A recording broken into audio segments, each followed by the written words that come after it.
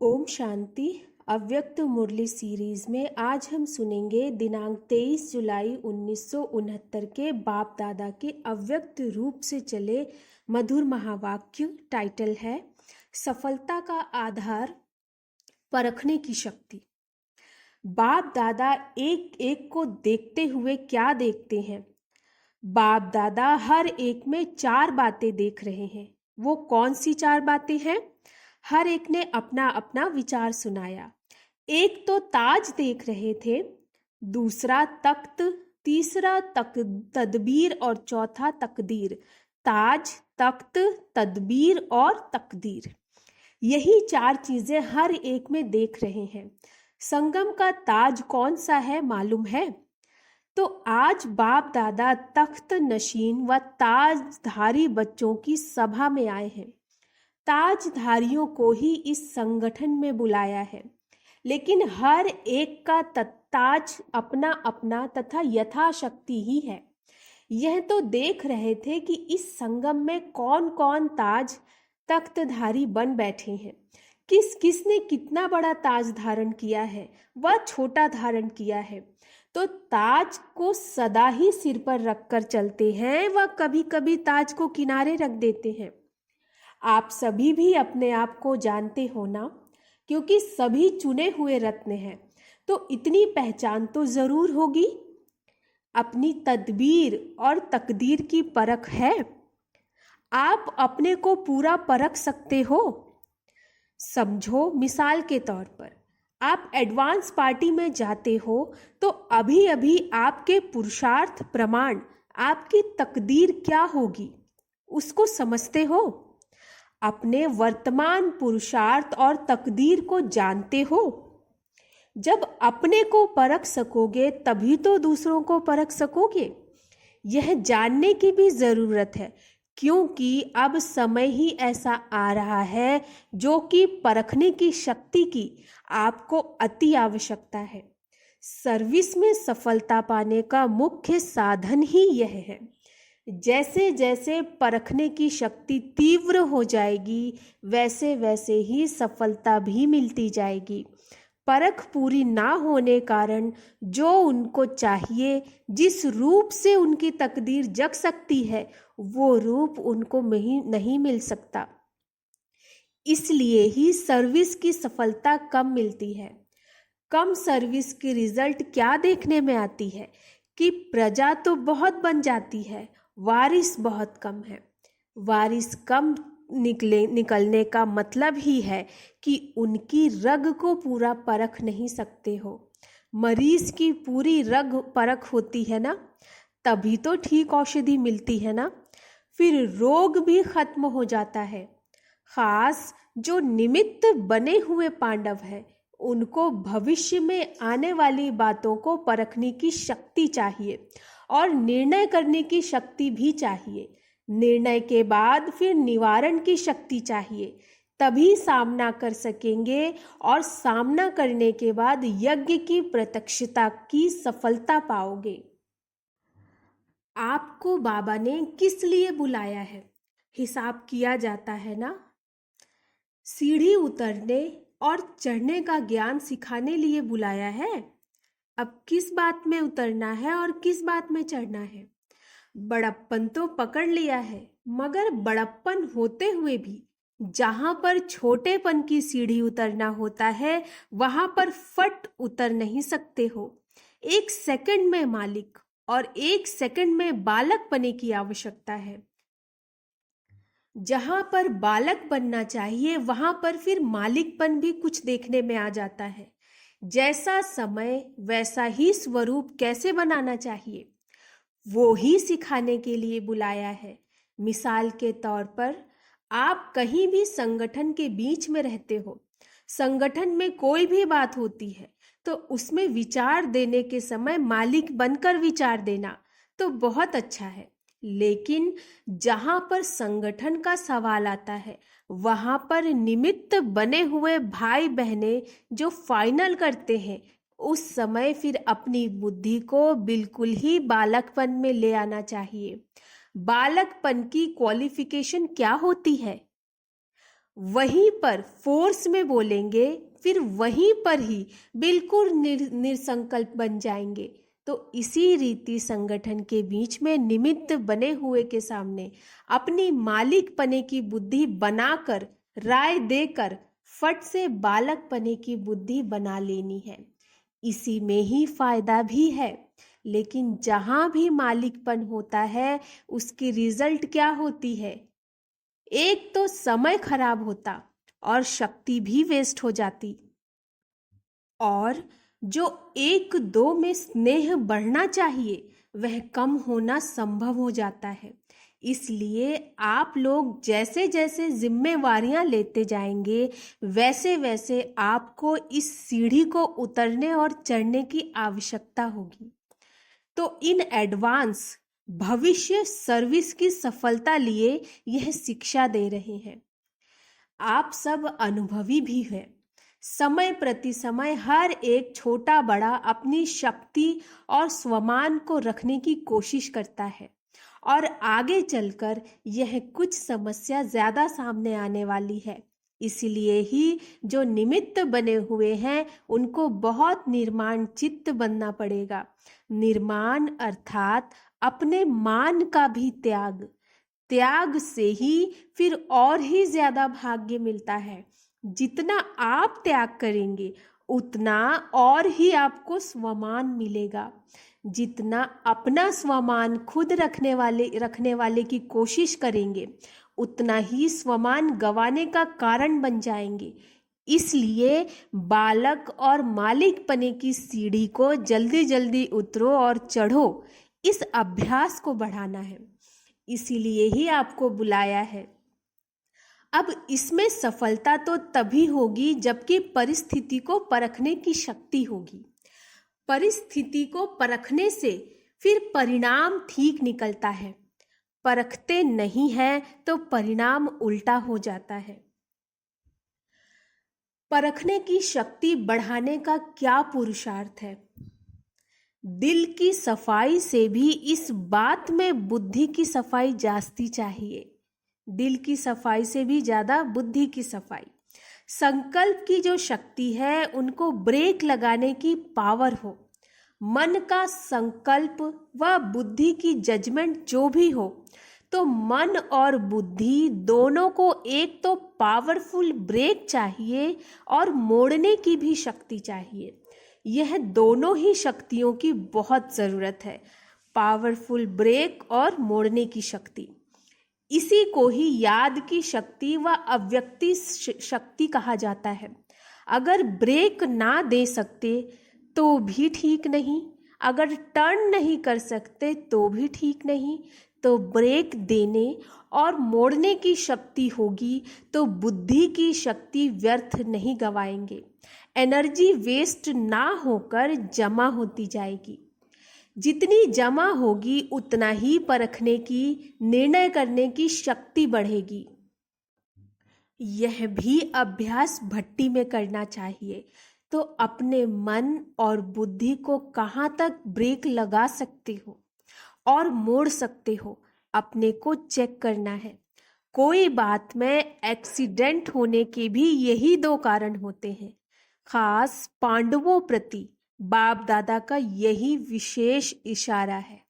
अच्छा, भट्टी में तो बहुत कुछ सुना होगा, ऐसे तो नहीं कि बहुत सुनते हो तो बिंदु स्वरूप में रहना मुश्किल हो जाता है। परंतु बिंदु रूप में स्थित रहने की कमी का कारण यही है कि पहला पाठ ही कच्चा है। कर्म करते हुए अपने को अशरीरी आत्मा महसूस करें। यह सारे दिन में बहुत प्रैक्टिस चाहिए। प्रैक्टिकल में न्यारा होकर कर्तव्य में आना। यह जितना जितना अनुभव करेंगे उतना ही बिंदु रूप में स्थित होते जाएंगे। परंतु यह अटेंशन कम रहता है। आप कहेंगे समय नहीं मिलता, लेकिन समय तो निकाल सकते हो। अगर लक्ष्य है तो जैसे कोई विशेष काम पर जाता है तो उसके लिए आप खास ख्याल रखकर भी समय निकालते हो ना। यही संगम का थोड़ा समय जो रहा हुआ है उसमें यह विशेष काम है। विशेष काम समझकर बीच बीच में समय निकालो तो निकल सकता है, परंतु अभ्यास नहीं है, इसलिए सोचते सोचते ही समय हाथों से चला जा रहा है। आप ध्यान रखो तो जैसी जैसी परिस्थिति उसी प्रमाण अपनी प्रैक्टिस बढ़ा सकते हो। इस अभ्यास में तो सभी कच्चे हैं। वास्तव में बिंदु रूप में स्थित होना कोई मुश्किल बात नहीं है। बिंदु रूप तो है ही न्यारा, निराकार भी है तो न्यारा भी है, और आप भी निराकारी और न्यारी स्थिति होंगे तो बिंदु रूप का अनुभव करेंगे। चलते फिरते अव्यक्त स्थिति का अनुभव कर सकते हो। प्रैक्टिस ऐसी सहज हो जाएगी कि जब भी चाहो तभी अव्यक्त स्थिति में ठहर जाओगे। 1 सेकंड के अनुभव से कितनी शक्ति अपने में भर सकते हो वह भी अनुभव करेंगे, और ब्रेक देने मोड़ने की शक्ति भी अनुभव में आ जाएगी। तो बिंदु रूप का अनुभव कोई मुश्किल नहीं है, संकल्प ही नीचे लाता है। संकल्प को ब्रेक देने की पावर होगी तो ज्यादा समय अव्यक्त स्थिति में स्थित रह सकेंगे। अपने को आत्मा समझ उस स्वरूप में स्थित होना है। जब स्व स्थिति में स्थित होंगे तो भी अपने जो गुण है वह तो अनुभव होंगे ही। जिस स्थान पर पहुंचा जाता है उसके गुण ना चाहते हुए भी अनुभव होते हैं। आप किसी शीतल स्थान पर जाएंगे तो ना चाहते हुए भी शीतलता का अनुभव होगा। यह भी ऐसा ही है। आत्म अभिमानी अर्थात बाप की याद, आत्मिक स्वरूप पे बाप की याद नहीं रहे यह तो हो ही नहीं सकता। जैसे बाप दादा दोनों अलग अलग नहीं हैं, वैसे आत्मिक निश्चय बुद्धि से बाप की याद भी अलग नहीं हो सकती। क्या 1 सेकंड में अपने को बिंदु रूप में स्थित नहीं कर सकते हो? अगर अभी सबको कहें कि यह ड्रिल करो तो कर सकते हो? बिंदु रूप में स्थित होने से एक तो न्यारेपन का अनुभव होगा, और जो आत्मा का वास्तविक गुण है उसका भी अनुभव होगा। न्यारापन और वास्तविक गुण अनुभव होगा। यह भी प्रैक्टिस करो, क्योंकि अब समय कम है, कार्य ज्यादा करना है। अभी समय जास्ती और काम कम करते हो। आगे चल करके तो समय ऐसा आने वाला है जो कि आप सभी की जीवन तो बहुत बिजी हो जाएगी और समय कम देखने में आएगा। यह दिन और रात 2 घंटे के समान महसूस करोगे। अब से ही यह प्रैक्टिस करो कि कम समय में काम बहुत करो। समय को सफल करना भी बहुत बड़ी शक्ति है।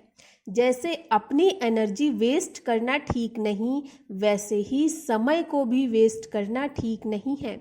एक एक की प्रजा प्रख्यात होगी, एक एक की प्रजा प्रख्यात होगी। जब प्रजा प्रख्यात होगी तब पद भी प्रख्यात होगा। हर एक की प्रजा और भक्त प्रख्यात होंगे। भविष्य पद के पहले संगम की सर्विस में सफलता स्वरूप का यादगार प्रख्यात होगा। भविष्य पद प्रख्यात होगा। ऐसा समय आने वाला है जो कि आप अपनी कमाई नहीं कर सकोगे, परंतु दूसरों के लिए बहुत बिजी हो जाओगे। अभी अपनी कमाई का बहुत थोड़ा समय है, फिर दूसरों की सर्विस करने में अपनी कमाई होगी। अभी यह जो थोड़ा समय मिला है उसका पूरा पूरा लाभ उठाओ, नहीं तो फिर यह समय ही याद आएगा। इसलिए ही जैसे भी हो, जहां भी हो, परिस्थितियां नहीं बदलेंगी। यह नहीं सोचना कि मुश्किलें हल्की होंगी फिर कमाई करेंगे। यह तो दिन प्रतिदिन और विशाल रूप धारण करेंगी, परंतु इनमें रहते हुए भी अपनी स्थिति की परिपक्वता चाहिए। इसलिए ही समय का ध्यान और अपने स्वरूप की स्मृति और इसके बाद फिर स्थिति, इसका ध्यान रखना है। अच्छा, जिम्मेवारी का ताज बताया। तख्त कौन सा था? नम्र चित्त का तख्त। जिस पर रही विराजमान होने से काम ठीक कर सकेंगे, जिस पर ही विराजमान होने से काम ठीक कर सकेंगे। शक्ति सेना को तो एक रस का तख्त दिया था और पांडव सेना को निर्माण चित्त का दिया था। उस पर बैठ और जिम्मेवारी का ताज धारण कर भविष्य की पदवी बनाओ। तख्त से उतरना नहीं, इसी पर बैठकर काम करोगे तो कार्य में सफलता होगी। देखो, सारे दिन में जो आप काम करते हो उसमें 4 बातें कौन सी हैं जो कि आपके साथ रहती हैं। कॉमन और स्थूल बात पूछता हूँ। एक तो कुर्सी साथ रहती है और दूसरी कलम, तीसरा फाइल और चौथी भाग दौड़। इन चारों को लौकिक से अलौकिक में लाओ। कुर्सी पर जब बैठो तो तख्त याद करो, कलम उठाओ तो कमल के फूल को याद करो।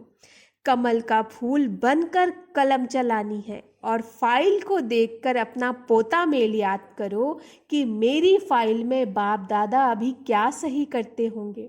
भाग दौड़ तो है ही, सीढ़ी से उतरना और चढ़ना, यह प्रैक्टिस करो।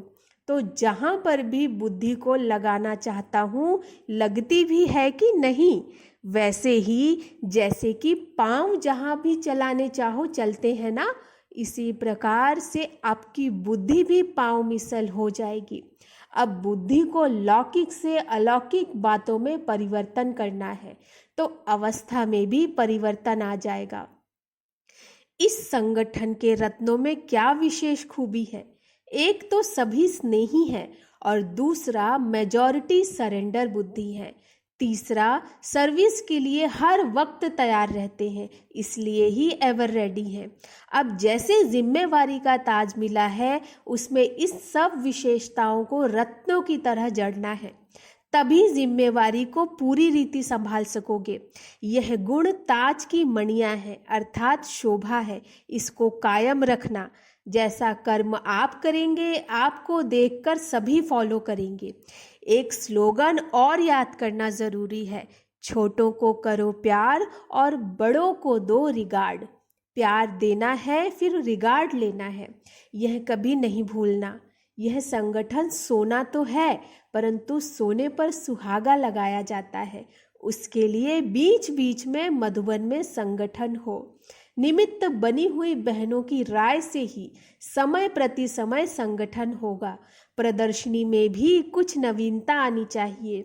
अभी तो इतना ही समझते हैं कि यहाँ की नॉलेज अच्छी है। जो बात बतानी है बिना पूछे देखने से ही समझेंगे कि हमको अभी यही सहज रास्ता मिला है। इस लक्ष्य को रखकर बनाने की कोशिश करें और टॉपिक में भी आकर्षण हो। परमात्मा के परिचय पर रख सकते हो और जो लोग दूर भागते हैं उनको नजदीक लाना है। फिर उसमें धर्म के विचार वाले हो व कोई प्रकार के हो, उनकी फिर पीठ भी करनी है। बिना पीठ किए सफलता नहीं होगी। जैसे म्यूजियम की सर्विस की है, उसकी भी पीठ करनी है। उससे उनसे संपर्क रखना है, समय प्रति समय बुलाना है। भले संबंध रखना चाहिए जो उनको परिवार की महसूसता हो, तभी ही सर्विस की सफलता होगी। अच्छा।